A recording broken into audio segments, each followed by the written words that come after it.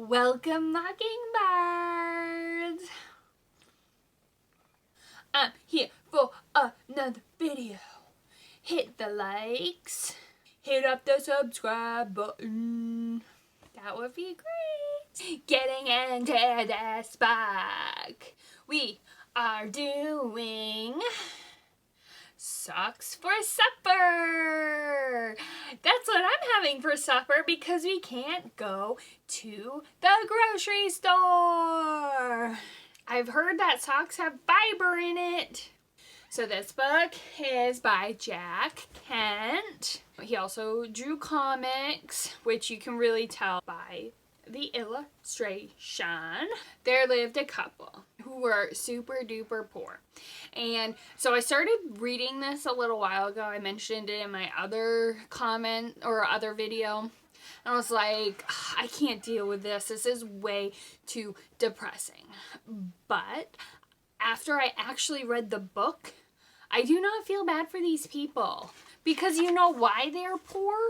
It's because they're only eating turnips. That's it. They have one turnip garden. And the husband gets a novel idea like, hey, how about we eat something other than turnips for once? I don't know how we would do that.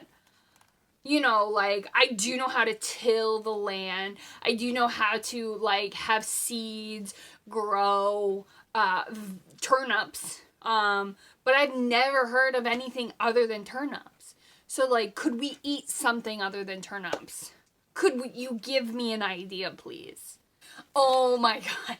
So, the whole time I was reading this book before, I was, like, looking at this painting, and I was like, I feel like that is something. That is something, but I couldn't get it. You know what it is? It's effing turnips! There's more to life than turnips. So this couple just stands outside this other farm just staring longingly at this cow. I don't think they know how economics work. They're saying, like, maybe they'll sell us stuff. And they're like, we don't have any money. How did you get turnip seeds? How did you get anything? So they said, like, what could we trade them? And they found socks. Or they found the only thing that wasn't in tatters were their socks. So, well, spoiler alert, this woman knows how to, like, knit. So, like, you can't knit other clothes.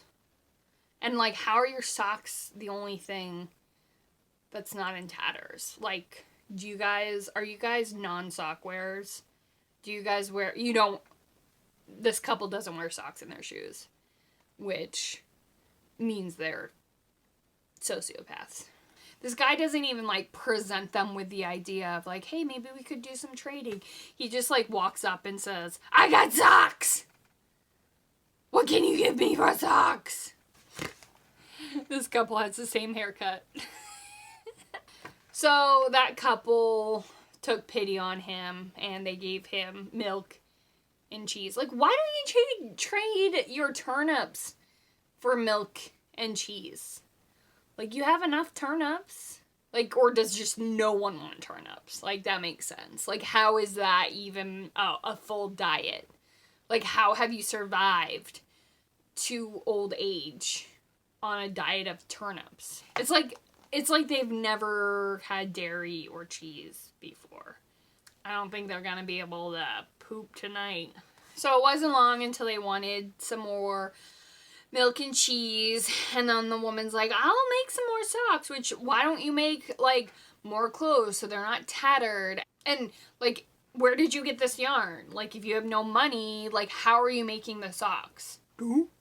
Oh, this guy's expression. Ooh. Ooh.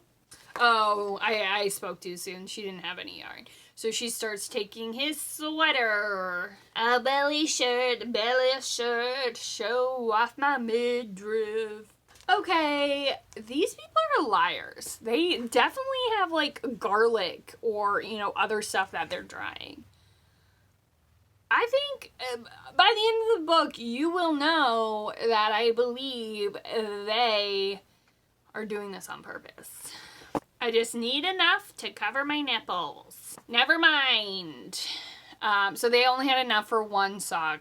So So he's like, well, maybe I can get or she was like, no one wants one sock, which no one wants 2 socks from a smelly sweater that this guy's been wearing every day. Like, I don't want BO socks. But he's like, maybe they'll give us half the stuff. So this guy's running in the cold, which that's kind of like, you know, a sweater lasts like for a while and milk and cheese doesn't. So I know you have to eat, but like if it's the winter time, you should probably have some clothes. He's like, oh, hey, you didn't even knock. Like, could you give us a heads up that you're coming in? Yeah, I mean, sure, I'll take your 1 sock. Like, I know you guys are on falling on hard times.